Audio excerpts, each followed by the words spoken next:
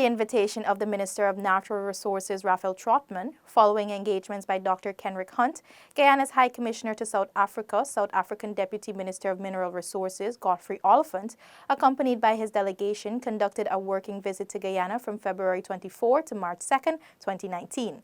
The visit in its entirety served as a means for Minister Trotman and Deputy Minister Oliphant to hold bilateral discussions to enable both countries to work closer in the fields of mining. On this InfoHub in depth, we take a look at the visit. The future of Guyana has never looked better.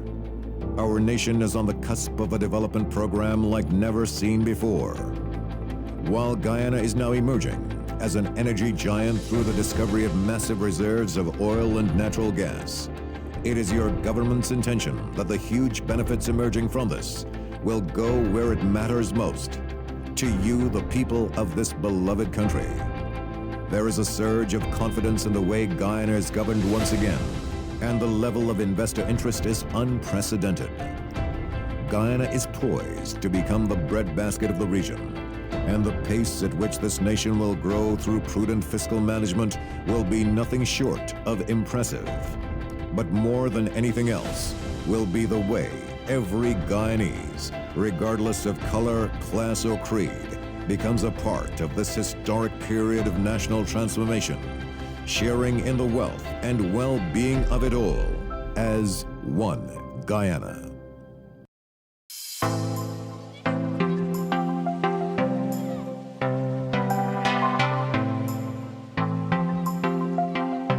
A planted tree, simple and small, but important as it symbolizes enduring friendship and fellowship.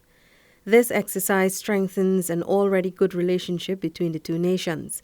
But the climax to this one-week visit was no doubt the signing of the Declaration of Intent between Guyana and South Africa.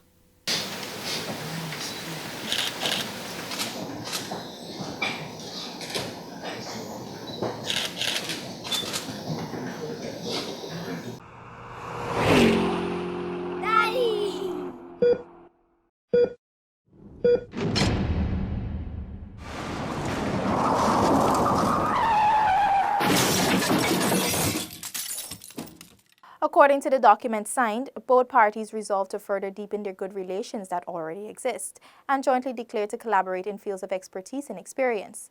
The declaration will see collaboration in mineral policy, development and legislation, environmental protection and biodiversity, exploration, mining and mineral processing, technological and beneficent and skills and development training. The signing took place at Whitaker House in Linden, following a tour of the Montgomery mine in Linden being operated by Chinese-owned Bosai Minerals Group. You see, if you look into this document, you'll see two beautiful flags, very colorful. Colorful nations that have got very deep roots of friendship and solidarity. I won't get into that history because some of you know it already, so I won't go there. So what we are doing here today is really strengthening that relationship in economic terms. Part of the focus that we are looking into is mineral policy development. In other words, to just ensure that our foundations in terms of legislation, policy is in line, and also to deal with issues of exploration, because without exploration there is no mining. Beneficiation, big word, but it has to do with what Her Worship the Mayor just said about restoring lands, and we're happy that Bosai is working, it's restoring, it's beautifying. Bosai gave us the beautiful arch, which we know commemorated the 100 years of bauxite mining in Guyana. It gives us great pleasure today to be in your presence to sign this document, which is a precursor and introduction to a memorandum of understanding that will be signed later, because both of us require to have our government approval before we have a MOU. But this will be the guiding foundational document that will give rise to the MOU, which we hope to sign on a return visit in South Africa. The agreement also outlines country-to-country visits for exploration, which may include taking samples for laboratory testing to South Africa, skills and expertise exchange, and development and training for both students and mining practitioners. Earlier that day, Minister Trotman and the South African minister and his delegation got some insights into Bosai's operation during a brief meeting followed by a tour of the mines.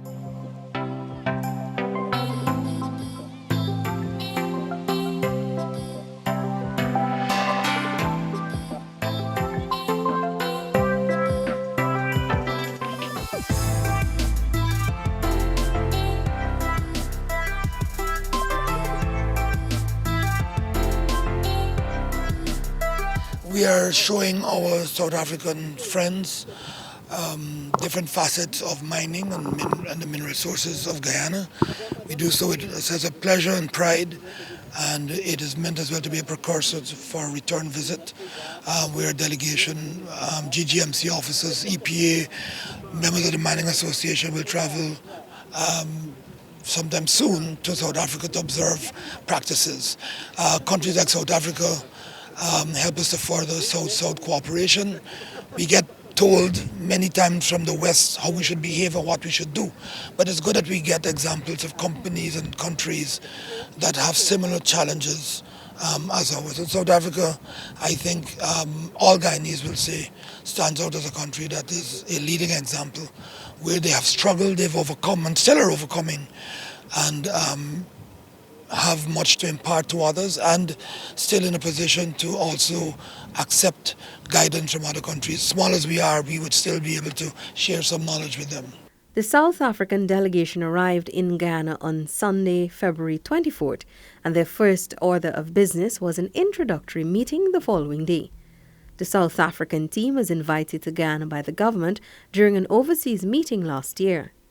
Following the meeting, Minister Trotman said there are 3 areas of interest the government will be exploring. Training, of course. South Africa is a very large, complex and exciting place, but it brings experiences of how they've overcome some of the challenges that we're facing. So we hope to expose our staff at the GGMC and the Gold Board and of course at the policy level to being able to experience first world training opportunities.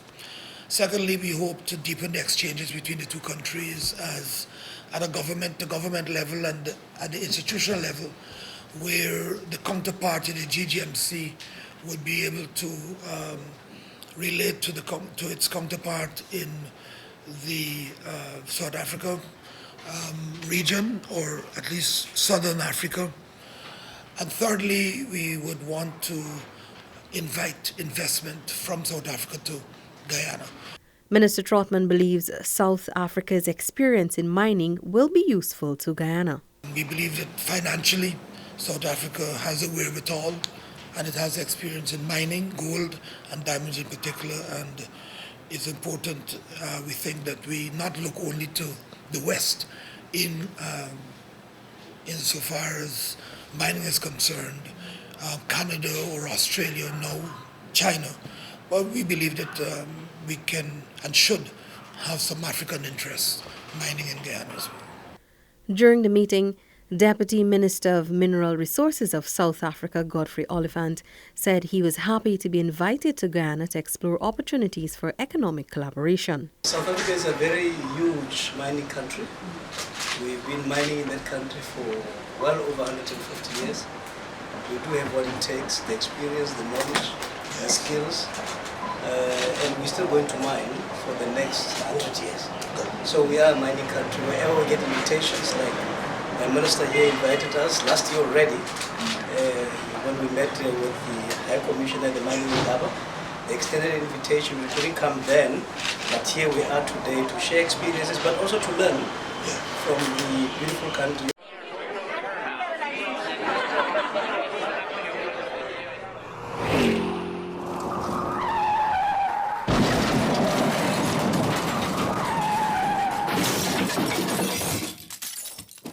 On their third day in Guyana, the South African delegation was given a tour of a lifetime as they were taken to visit the Irokrama River Lodge and Research Center, then to Kaitro Falls.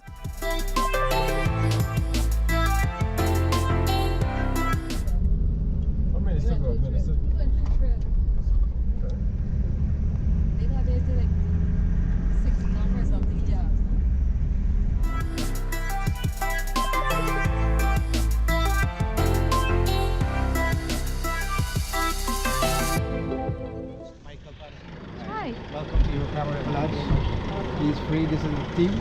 Yeah, this is our Minister and Right. the rest of the team. Good day, welcome to your Crown. Good day, welcome to your Crown River Lodge. Alright, so The trip, which began early Tuesday morning to Iwokrama, located in the heart of the Guyana Shield, one of the 4 last pristine tropical forests in the world, has been described as breathtaking by the visitors.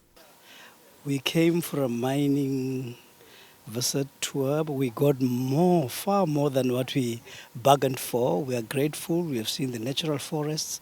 We've seen the fresh water rivers that are very neat and clean. This is what needs to be preserved.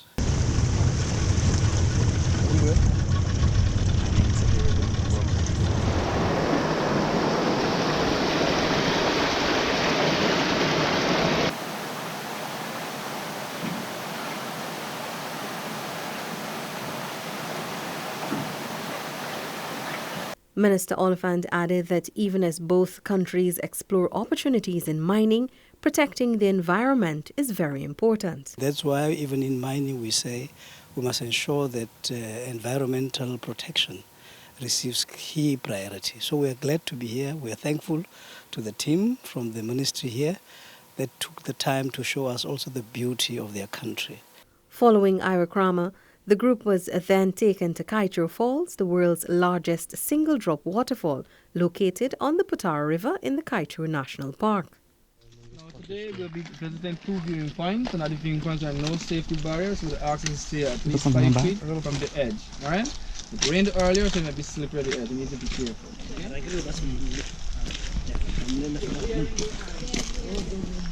This one here is called a conglomerate sedimentary. Right? It is said to be 2.2 billion years old, so it's one of the world's oldest geological formation of rocks. It's mostly found on the seabed and ocean floor, which means at one point Kaitro was underwater. The elevation here is 1,500 feet above sea level, right? George, I think you saw from this morning, it's between 6 to 8 feet below. Now in the area we have a lot of endangered species of plants and animals, some of which are endemic to the area, meaning you can only find them here.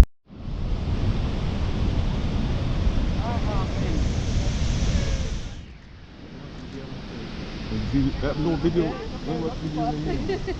If it gets clear,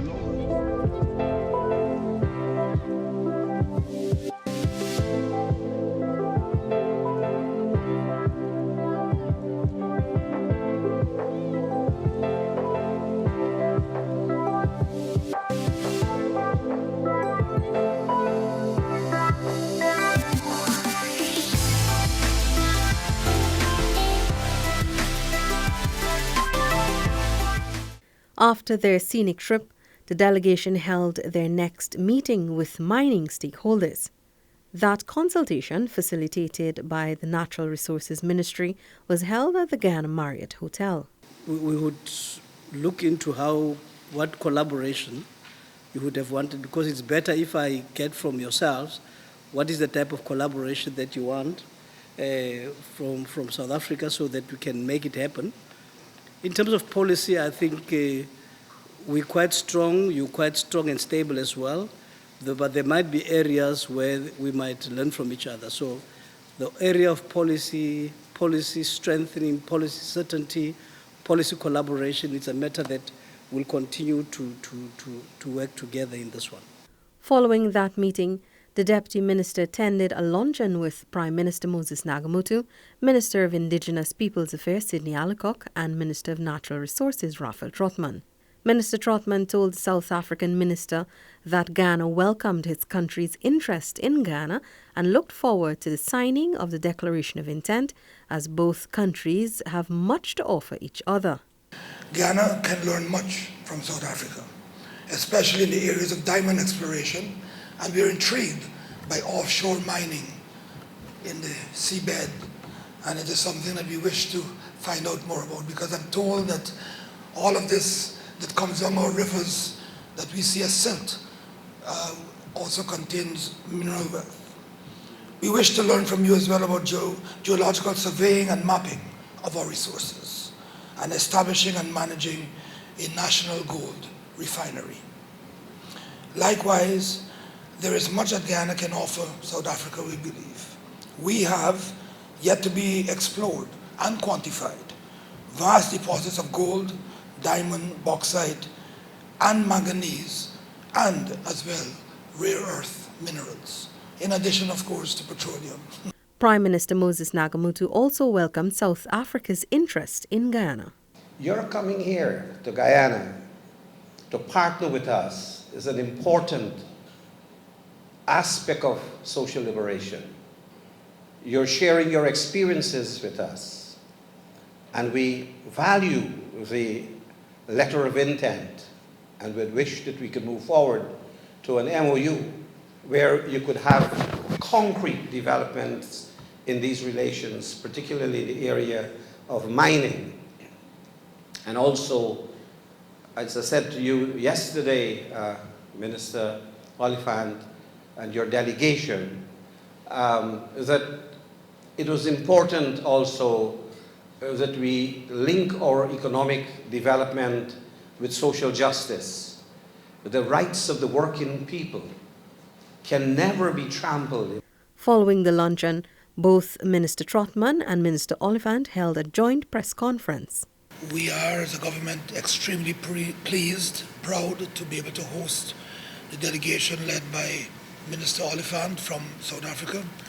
We have had a very busy schedule over the last 3 days, which will culminate on Friday evening. I come from a country which is a huge mining country, South Africa, well endowed with mineral resources, huge in terms of mining expertise, the knowledge, the skills, and the experience in mining. We're very confident about that because we've been doing it formally for well over 150 years. On Thursday, the delegation was taken on a tour of Aurora Gold Mine. So as you guys and lady can clearly see, we're currently mining this at RK3, RK4, and we're currently standing in RK5. So we're working here at three different phases at one time. AGM, we have our feet down at the bottom. We have our contractor, Japas and Strachan. They're currently assisting us with bringing down RK4 and RK5 at the set time. So as usual as any other mine, we go through basically the same process. So drill and blast, load and haul, and up to the process plant. During the tour, it was revealed that Aurora Gold Mine, AGM, had been given clearance to begin on-the-ground mining. The Canadian company was given the all-clear by the Environmental Protection Agency. I'm happy that we have worked through issues so that government was able to issue the final permits for the underground mine. Last week, the EPA issued that. GGMC, of course, had cleared the mine plan before, so we were awaiting EPA's approval for the environmental part. And as you know, the two regulatory agencies are separate and should be kept separate, and so I'm happy that on their own the EPA was able to come around to see that this is a good and viable project that is for underground mining. This revelation was welcomed as, according to the South African Deputy Minister, he was very impressed with the mining operations at Aurora. The gold mines in South Africa are very old mines, well over 100 and something years, 30 years old. So our mines in South Africa represent the past. So this represents the future. So we're more interested into the future because they will have to go a long way. That's why earlier on we said they should not underestimate the power of what they are doing. They might still be here in the next 60 to 90 years. So it's important to plan ahead. Also very impressive in terms of health and safety records. There are issues of health that we'll discuss offline, but safety-wise on top, and in terms of their planning, I think quite impressive. They've got very youthful teams here that are going to stay here for some time. Minister Trotman said he was also impressed with the Aurora's health and safety efforts and records, as well as the emphasis the company has placed on female inclusion in the workplace. Aurora Gold Mine now has a 16% female workforce. Aurora is always important to us. It earns revenue for the company and also for the nation, and it provides jobs, several hundred jobs to Guyanese, and of course there's subcontractors who provide services as well. So this is a mine that we have invested in as a nation and as a government. The president was here for the first pour, as they called it, in September of 2015, and we have been making regular visits to the mine ever since and tracking its performance and its growth. And as always, I'm impressed by the Guyanese I see who are gaining experience, very knowledgeable, and who are given leadership positions to get the job done. So I'm very happy about that. But it's a good step, and I'm happy that it started with a pilot project of women learning to operate heavy-duty machinery, and we haven't looked back. So it's 16% and climbing, and I think it stands out well for what is to come in the future. The delegation's last visit was to the University of Ghana for talks with Dr. Ivla Griffith, Vice-Chancellor and Principal of the University of Ghana. The one-week visit ended on a high note, with the Guyanese and South African relationship becoming closer as both ministers signed the Declaration of Intent, which now leads to a formal Memorandum of Understanding. In the coming months, it is expected that a Guyanese delegation will visit South Africa to formally sign the Memorandum of Understanding and to actualize the terms of the Declaration of Intent. You have been watching InfoHub in Depth. Do join us again. Goodbye.